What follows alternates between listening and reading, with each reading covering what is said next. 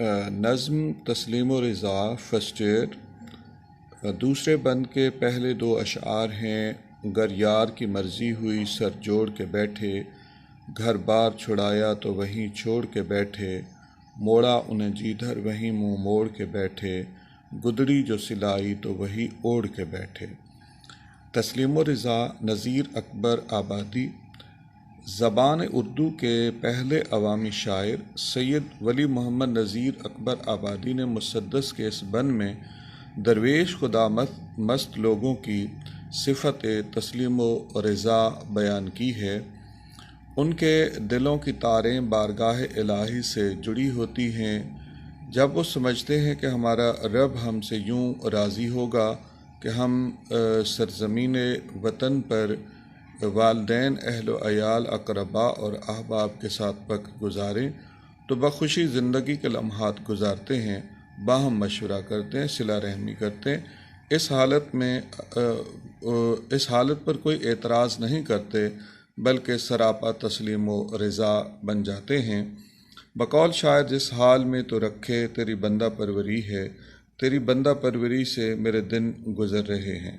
دوستان خدا کا ہاتھ وقت کی نبض کی رفتار پر ہوتا ہے، حالات زمانہ کا جائزہ لیتے رہتے ہیں۔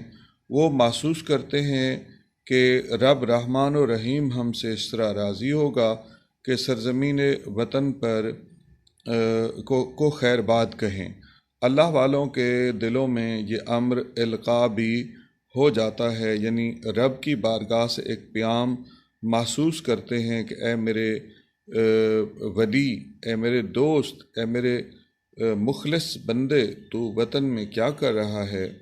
اہل و عیال اور سب کچھ چھوڑ، رخت سفر باندھ، ریشم کے بستر چھوڑ کر چلا جا اور پتھریلی اور سنگلاخ زمین پر بیٹھ پر سو، وطن سے دور جا کر عشق الہی کے چراغ روشن کر۔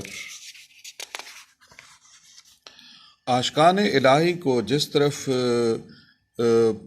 موڑا جائے وہ ادھر ہی مڑ جاتے ہیں۔ وہ اپنے ارادے اور اختیار کو رضائے ربانی کے تابع کر دیتے ہیں۔ ان کے اپنی کوئی مرضی نہیں ہوتی، وہ نفس نفسانی خواہشات سے آزاد ہو جاتے ہیں۔ ان کا من چاہے کہ بجانب مغرب جائیں، مگر امر ربی ہو کہ مشرق کی طرف جاؤ تو اللہ والے رب کی منشا کے مطابق اپنا رخ موڑ لیتے ہیں، اپنے امور کو احکام الہی کے تابع کر دیتے ہیں۔ ایسے لوگ رب کی ذات کو ماننے کے ساتھ ساتھ رب کی بات بھی مانتے ہیں۔ یہی لوگ پیکر تسلیم و رضا کہلاتے ہیں۔ بقول شاعر جو فقیری میں مبتلا نہ ہوا، آدمی کچھ کام کا نہ ہوا۔ اللہ والوں کو جیسا لباس ملے بخوشی زیب تن کر لیتے ہیں۔ پھٹا پرانا اور پیوند لگا لباس زیب تن کر کے رب کا ایسے شکر ادا کرتے ہیں جیسے دنیا دار آدمی ریشمی لباس پہن کر بھی نہیں کرتا۔ امیرانہ لباس میں مغرور نہیں ہوتے اور فقیرانہ لباس میں احساس کمتری کا شکار نہیں ہوتے۔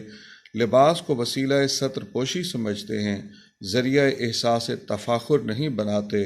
ہر معاملے کی طرح لباس کے معاملے میں بھی سادگی اختیار کرتے ہیں۔ بقول شاعر فقیرانہ آئے صدا کر چلے، میاں خوش رہو ہم دعا کر چلے۔ تسلیم و رضا ایک خاص قلبی کیفیت کا نام ہے۔ بالوں کو خاص وضع سے بڑھا کر، خاص لباس پہن کر، کلائیوں میں کنگن اور کانوں میں بالیاں ڈال کر کوئی درویش نہیں بنتا۔ تسلیم و رضا ایک روحانی کیفیت اور مقام کا نام ہے۔ فاقہ، قناعت اور ریاضت والے، جمع اور طمع سے دور زندگی بسر کرنے والے رب کے مقرب بنتے ہیں۔ اے خدا ہمیں ایسا بننے کی توفیق عطا فرما۔